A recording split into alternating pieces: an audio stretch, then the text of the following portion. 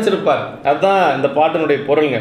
அது யான் அவனை நினைக்கும் ஆற்றல் பெறாத முன்னே என்மேல் வைத்த ஒரு பெரும் கருணையினால் என்னை நினைந்து ஆண்டு கொண்டு அப்படி ஆண்டு கொண்டது மட்டுமல்ல, என்ன செஞ்சிருக்கிறானாம், அடியனது பிறவித்துயரை போக்கி இறைவனாகிய தன்னை இடைவிடாது நினைந்து பரவும் சிவஞானத்தை அடியேற்கு மேலும் மேலும் வழங்கி அருளுகின்றான் என்று சொல்லி, அதுதான் உன்னை விரசு மகிழ் சோலை வியல் நாரையூர் முக்கன் அரசு மகிழ் அத்திமுகத்தான் என்று சொல்லி, என்னை நினைந்து அடிமை கொண்டு என் இடர்கெடுத்து தன்னை நினையத் தருகின்றான் என்று சொல்லி, யான் அவனை நினைக்கும் ஆற்றல் பெறுவதற்கு முன்பாகவே அவன் என்மேல் வைத்த ஒரு பெரும் கருணையின் காரணமாக என்னை நினைந்து ஆண்டு கொண்டான் என்று சொல்லி, அப்படி ஆண்டு கொண்டது மட்டுமல்ல, அந்த பிறவி துயரை போக்கி இறைவனாகிய தன்னை இடைவிடாது நினைந்து பரவும் சிவஞானத்தை தான் நமக்கு ரொம்ப முக்கியங்க.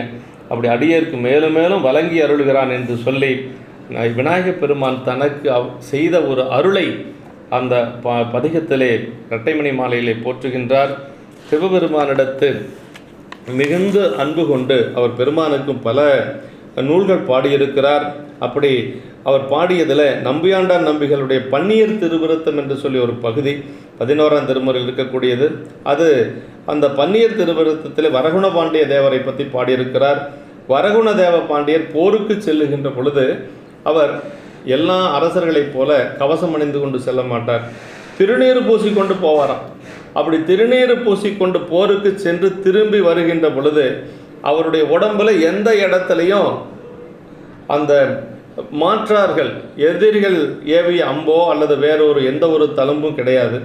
திரும்பி வருகின்ற பொழுது அந்த காலிலே ஒரு அம்பு தைத்திருக்கிறது. அந்த அம்பை பிடுங்கி அவர் மனதிலே நினைத்த